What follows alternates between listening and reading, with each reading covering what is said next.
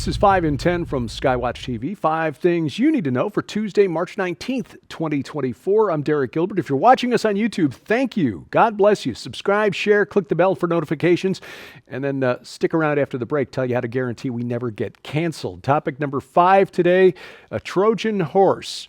Many of us looking at the pervasiveness of TikTok in our culture, especially with young people, probably celebrated the move by the United States government to strip TikTok of its Chinese ownership. The House just passed the Protecting Americans from Foreign Adversary Controlled Applications Act by a margin of 352 to 64. 352 to 64. That means bipartisan support. When you see bipartisan support in Congress, it usually means the fix is in on something. And as always, read the title of the bill, assume it does exactly the opposite.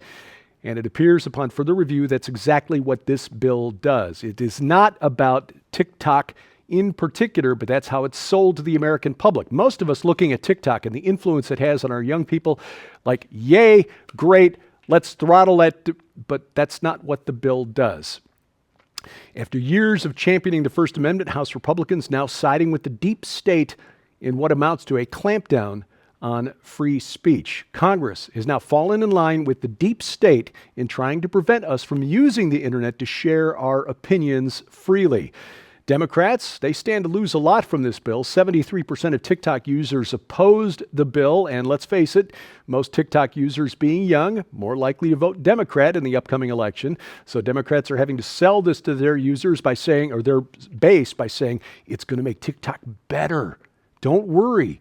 We're just going to get the Chinese out of it because, they're spying on us, and it'll be bought by some kindly old hedge fund owner because, hey, Wall Street bankers have never done anything evil.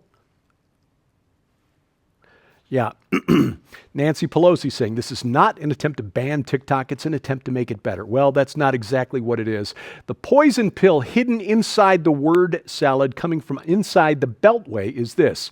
Any website, desktop application, mobile application, or augmented or immersive technology application, that's words directly from the bill, that is, and I quote, determined by the president to present a significant threat to the national security of the United States, end quote, is covered. In other words, it basically gives the president of the United States the power to clamp down on any online application, not just social media site, but any online application, augmented reality or immersive, in other words, VR or AR technology that they determine is a threat to national security. Basically anything the president says it is. You can see how this is dangerous. They've just passed a law giving the president the power to censor and control the internet. Democrats who voted for this, just explain to your base now how this is going to work when the next president is Donald Trump. Republicans who voted for this, explain to your base how this is a good thing if the next president happens to be Joe Biden again, or Gavin Newsom, or Michelle Obama. The bottom line is this: if you wouldn't trust your political opponents with this power, then you shouldn't have it either. This is what the Constitution of the United States is supposed to prevent. But as we are learning here in the 21st century, there's a very powerful cabal inside the Beltway that doesn't want us to live according to the Constitution anymore. They're telling us that we are, but we're not. Topic number 4 today, Israel. Israeli Prime Minister Benjamin Netanyahu has issued a formal approval for the IDF to go ahead and move into Rafah. That is the southernmost enclave in the Gaza Strip, the border crossing to Egypt, where 1 million Palestinian Arabs are now taking shelter from the ongoing fighting. This while Netanyahu characterizing Hamas's demands for the ceasefire talks as still absurd. Hamas presented its plan Thursday. They want a 6-week ceasefire with the release of about 40 Israeli hostages, but Israel would have to give up about 400 Arab prisoners, including many who have killed Israelis. It's ridiculous. Crucially, the proposal from Hamas would also include the return of displaced Palestinians to their homes and a withdrawal of Israeli forces from the enclave. Israel said that just is not going to happen. Now, Israel is having a problem concerning the increasing condemnations coming out of Washington, D.C. Surprisingly, last week, on Thursday, Senate Majority Leader Chuck Schumer who prior to this week was seen as a staunch ally of Israel, said, quote, Netanyahu has lost his way, and calling Netanyahu a pariah. And as we told you last week, the Office of Director of National Intelligence here in the United States issued a rather odd threat assessment where they said that Netanyahu's viability as leader, as well as his governing coalition of far-right and ultra-Orthodox parties that pursued hardline policies on Palestinian security issues, may be in jeopardy, end quote. Again, that does not track with what we're hearing from friends in Israel, but it may be laying the groundwork for, oh, see, we told you this was going to happen. Pray that I am wrong and that we're not about to get our fingers into another regime change, especially with an ally. Topic number 3, the border has reached you. The Biden administration's disastrous southern border policies are sparking a wave of violent crime by illegal immigrants. More than 10 million across the southern border since January of 2021, alongside calls from progressive lawmakers to defund or reimagine the police, which is leaving major metropolitan areas understaffed as far as police goes. Seattle, lowest staffing levels ever. Pittsburgh, reducing to 20 officers on the overnight shift, 3 to 7 a.m., no longer responding to calls unless they are emergencies in progress. Series of new headlines. Apparently a Chilean crime gang, or a series of Chilean crime gangs that have crossed into the country illegally, are on a burglary spree here in the U.S., targeting wealthy neighborhoods from coast to coast. NBC7 in San Diego, Chilean break-in crew is back. Fox 2 Detroit, high-end Michigan burglaries tied to Chilean crime ring. NBC 10 Philadelphia, another Chilean man arrested as Montco targeted by South American theft groups. ABC 7 Los Angeles, OC judge throws out plea deal in case involving alleged Chilean burglary ring. NBC 12 Scottsdale, these are professionals. Latest arrests in East Valley burglary cases tied to Chilean crime ring. Oklahoma News 4, $1 million OKC homes burglarized, possibly connected to Chilean crime ring. Zero Hedge, South American gangs target dozens of mansions in Detroit. AP News, 3 Chilean nationals accused. You get the idea here. This wasn't happening 4 years ago. The latest crime spree these Chilean gangs are going on is in wealthy neighborhoods in Upper Baltimore County in Maryland. February 3rd, Baltimore County Police arrested 5 suspects whom Border Patrol identified as members of a criminal organization known as the South American Theft Group, and they all had ID cards from Chile. They target large homes in wealthy areas, often Asian business owners. One of the guys arrested, according to charging documents, had an internet search on his phone of where to find millionaire neighborhoods in various cities. Investigators say this gang in Baltimore County also responsible for burglaries in North Carolina, Alabama, and Oklahoma. Topic number 2, chaos in Haiti. Sadly, U.S. State Department officials say more than 20 or 30 U.S. citizens, while being rescued from Haiti on a government-chartered flight, not the last Americans stuck there. They're working to arrange more flights to get Americans stranded in what is now almost behind enemy lines. Many of these are missionaries working in Haiti, both at orphanages and just basically outreaches there in the impoverished country.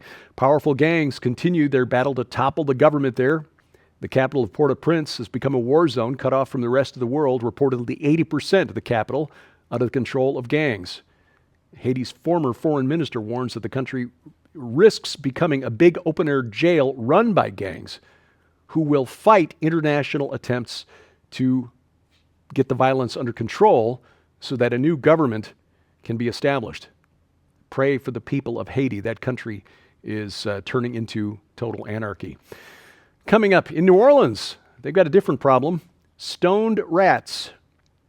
Stoned rats, yes, and details on a special solidarity mission to Israel Sharon and I are putting together in early May. If you're interested in coming to Israel with us, standing shoulder to shoulder with the Israelis at this time, stay tuned. Details on that coming up on 5 and 10.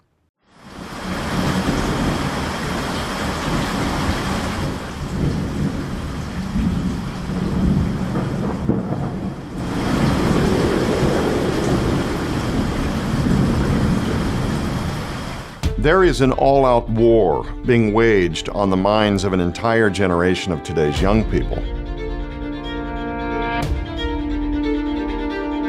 State lawmakers are now questioning how 70 foster kids can go missing.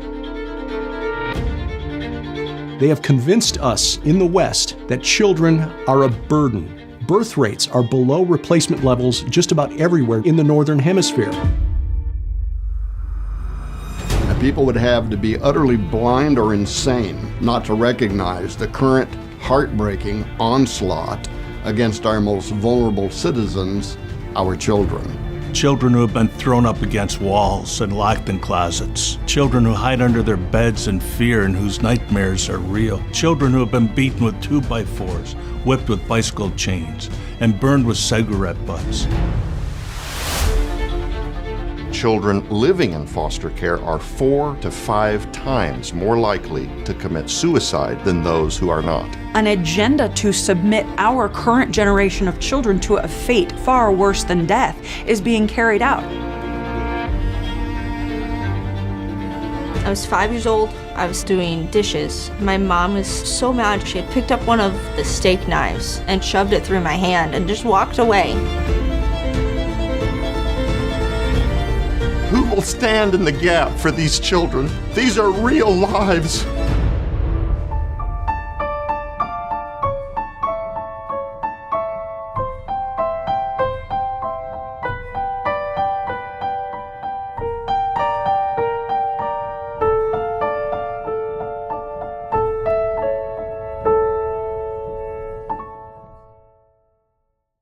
Item number 1 today, stoned rats in the Big Easy. This is a real story.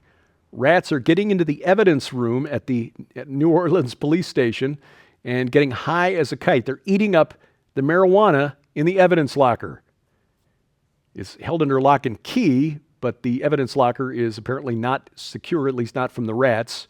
Superintendent Ann Kirkpatrick told the City Council's Criminal Justice Committee, "The rats are eating our marijuana. They're all high." And apparently they are leaving a real mess. Kirkpatrick argued that the current police headquarters, built in 1968, not fit for modern police force.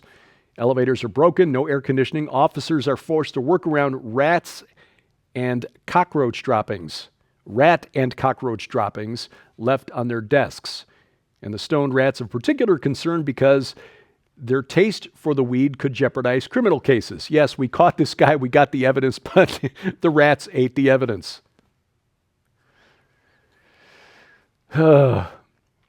We are devolving into something less than a first world country. Skywatch TV's virtual conference, Countering the Darkness, is on now. You still get 90 days access, even though access began February 29th. You haven't missed anything. You still get 90 days from the time you sign up. Tom Horn, Rabbi Jonathan Kahn, Rabbi Zev Porat, Pastor Carl Gallups, Lieutenant Colonel Robert McGinnis, many other speakers. You don't want to miss this. Plus, as a free bonus, all 6 feature-length documentaries from Skywatch Films. All of that yours with one. Just register now, defenderconference.com. You decide what to watch, when to watch. In a sense, you are setting the conference schedule. Take advantage of this cutting-edge information, defenderconference.com. This week on Skywatch TV, we begin a series about the forthcoming docuseries from Skywatch TV called Rescue Us. It's about why we do what we do, the vision of Tom and Nita Horn for Whispering Ponies Ranch, and why Skywatch TV even exists. This week, you also get to find out how Tom and Nita met. It's a hilarious story. Tom telling stories on himself. You can watch it right now at our website. All of our video content is always at skywatchtv.com. You can catch it on the over-the-air broadcast. Set an appointment. You can find out when and where to watch. Our broadcast schedule is posted at skywatchtv.com/channels. It's available on our Apple TV and Roku channels right now, and coming soon, the Fire TV channel as well. You can also catch it at Rumble, rumble.com/skywatchtv, or better yet, get our free mobile app. This guarantees we never get canceled because we won't be canceled from our own app. All of our video content is there, along with other features. It is available for iOS, Android, and Amazon Kindle Fire phones and tablets. We have links to those app stores at our website, skywatchtv.com. Coming up in early May, Sharon and I are putting together what we're calling a solidarity mission to Israel. This is basically a one-week trip to Israel, May 6th through 13th, where we'll visit some sites connected to the October 7th attacks down in the Negev, Sderot, a couple of the kibbutzim that were attacked. And while we're down there in the Negev, we will have a barbecue with IDF soldiers. We will visit important sites in Jerusalem, like the Mount of Olives, the Temple Mount, the Western Wall, the tunnels. We'll visit the Friends of Zion Museum, the Israel Museum, with a wonderful memorial for the Holocaust. In Tel Aviv, we'll visit Hostage Square, where families of those still being held in Gaza are still sitting vigil, and also an exhibit based on the Nova Music Festival that was attacked on October 7th. This is a time when Israel needs our support. Their economy has been brought to a halt. A population of 9 million, 1 million people called up into the reserves. Our good friend Aaron Lipkin, CEO of Lipkin Tours, age 49, called into service by the reserves as a combat soldier. The archaeologist who took us to Gilgal Rephaim last March just spent 90 days in Gaza with a combat unit.